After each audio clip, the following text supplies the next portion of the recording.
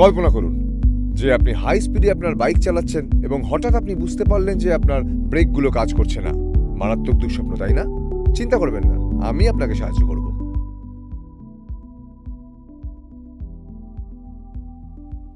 High, আমার নাম কেরন, আর আজ আমি আপনাদেরকে বলবো যে আপনারা কিভাবে সুজুকি মোটরসাইকেল এবং স্কুটার চড়ার আগে নিজে থেকে ব্রেক পরীক্ষা করবেন।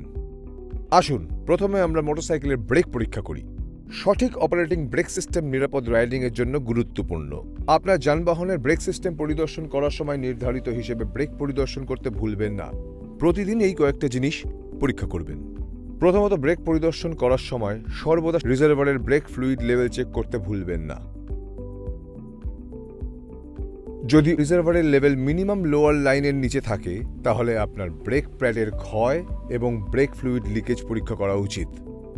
সবসময় মনে রাখবেন একটি সিল্ড কন্টেইনার থেকে .4 ব্রেক ফ্লুইড ব্যবহার করতে হবে এবং টপ আপের জন্য কখনো বিভিন্ন ধরনের ফ্লুইড মেশাবেন না।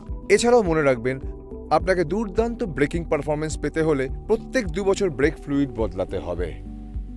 অনুগ্রহ করে মনে রাখবেন যে ব্রেক ফ্লুইড ব্রেক হোসগুলোর মাধ্যমে আস্তে আস্তে ময়েশ্চার শুষে নেয়।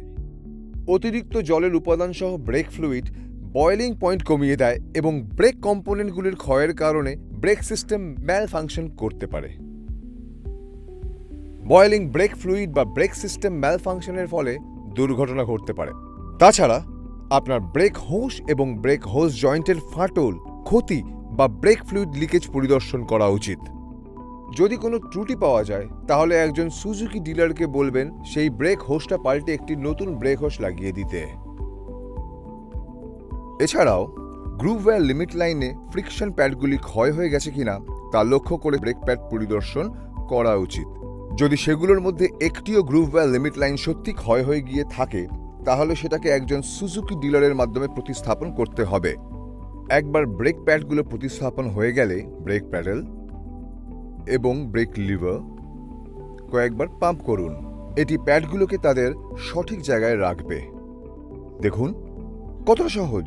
এখন আপনারা জানেন কিভাবে মোটরসাইকেল চালানোর আগে ব্রেক পরীক্ষা করতে হয়। এখন আমি আপনাদের দেখাবো কিভাবে আপনারা স্কুটারের ব্রেক পরিদর্শন করবেন।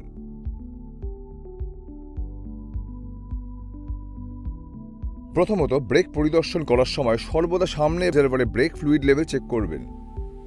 যদি রিজার্ভারের লেভেল মিনিমাম লোয়ার লাইনের নিচে থাকে তাহলে ব্রেক প্যাডের ক্ষয় এবং ব্রেক ফ্লুইড লিকেজ পরীক্ষা করুন। সবসময় মনে রাখবেন একটি সিল্ড কন্টেইনার থেকে .4 ব্রেক ফ্লুইড ব্যবহার করতে হবে এবং টপ আপের জন্য বিভিন্ন ধরনের ফ্লুইড মেশাবেন না। এছাড়াও দুর্দান্ত ব্রেকিং পারফরমেন্স বজায় রাখতে প্রত্যেক 2 বছর অন্তর একজন সুজুকি অনুমোদিত ডিলারকে দিয়ে ব্রেক ফ্লুইড বদলাতে হবে। অনুগ্রহ করে মনে রাখবেন যে ব্রেক ফ্লুইড ব্রেক হোসগুলোর মধ্যে আস্তে আস্তে ময়েশ্চার শুষে নেয়। উচ্চ জলের উপাদান সহ ব্রেক ফ্লুইড বয়েলিং পয়েন্ট কমিয়ে দেয় এবং ব্রেক কম্পোনেন্টগুলির ক্ষয়ের কারণে ব্রেক সিস্টেম ম্যাল ফাংশন করতে পারে। বয়েলিং ব্রেক ফ্লুইড বা ব্রেক সিস্টেম ম্যাল ফাংশনের ফলে দুর্ঘটনা ঘটতে পারে। এছাড়াও গ্রুভ ওয়্যার লিমিট লাইনে ফ্রিকশন প্যাডগুলি ক্ষয় হয়ে গেছে কিনা তা লক্ষ্য করে সামনে এবং পেছনের ব্রেক প্যাডগুলি পরিদর্শন করা উচিত। যদি সেগুলোর মধ্যে একটিও গ্রুভ ওয়্যার লিমিট লাইন সত্যি ক্ষয় হয়ে গিয়ে থাকে তাহলে সেটিকে একজন সুজুকি ডিলারের মাধ্যমে প্রতিস্থাপন করতে হবে। একবার ব্রেক প্যাড প্রতিস্থাপন করা হলে ব্রেক লিভারটি কয়েকবার পাম্প করুন।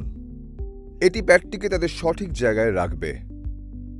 এবার রেয়ার ড্রাম ব্রেক নিরীক্ষণ করার সময় কিছু গুরুত্বপূর্ণ পয়েন্ট মনে রাখবেন। স্কুটারের রেয়ার ব্রেক প্যানেলে brake lining wear limit indicator লাগানো রয়েছে। ব্রেক লাইনিংয়ে ক্ষয়ক্ষতি চেক করার জন্য কয়েকটি পয়েন্ট অনুসরণ করা উচিত। প্রথমত, ব্রেক সঠিকভাবে অ্যাডজাস্ট করা হয়েছে কিনা তা পরীক্ষা করুন।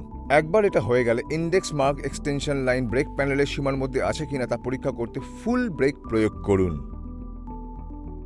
যদি এক্সটেনশন লাইন সীমার বাইরে হয় তাহলে কোনো রকম দুর্ঘটনা এড়াতে সুজুকি ডিলারের দ্বারা ব্রেক শু অবিলম্বে প্রতিস্থাপন করুন। দেখলেন কতটা সহজ? এখন আপনারা জানেন যে কিভাবে বাইক চালানোর আগে আপনারা সুজুকি স্কুটারের ব্রেক নিজে পরীক্ষা করবেন।